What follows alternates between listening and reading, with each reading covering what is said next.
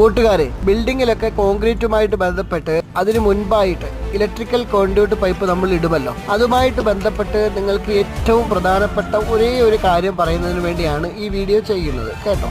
കോൺക്രീറ്റിൽ കൂടി നമ്മൾ ഇടുന്ന പൈപ്പ് നമുക്ക് കിട്ടിയാലേ അതുകൊണ്ട് പ്രയോജനമുള്ളൂ. അത് കിട്ടുന്നതിന് വേണ്ടിയാണ് നമ്മൾ മാക്സിമം ശ്രദ്ധിക്കേണ്ടത്. നമ്മൾ ഈ വീഡിയോയിൽ കാണുന്നത് പോലെ ഈ ജംഗ്ഷന്റെ 4 സൈഡും കെട്ടുകമ്പി വെച്ച് നല്ല പോലെ കെട്ടി അടിയിൽ പേപ്പറും വെച്ച് കൊടുത്തു കഴിഞ്ഞാൽ അത് എങ്ങും പോകില്ല, നല്ലതുപോലെ ഉറച്ചവിടെ ഇരുന്നോളും.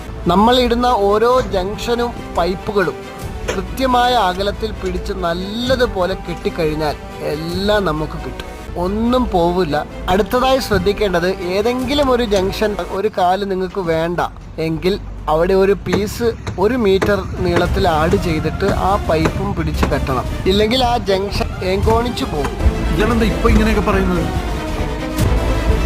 അങ്ങനെ പറഞ്ഞുകൊണ്ടൊന്നും അവൻ രക്ഷപ്പെടാൻ പോണില്ല.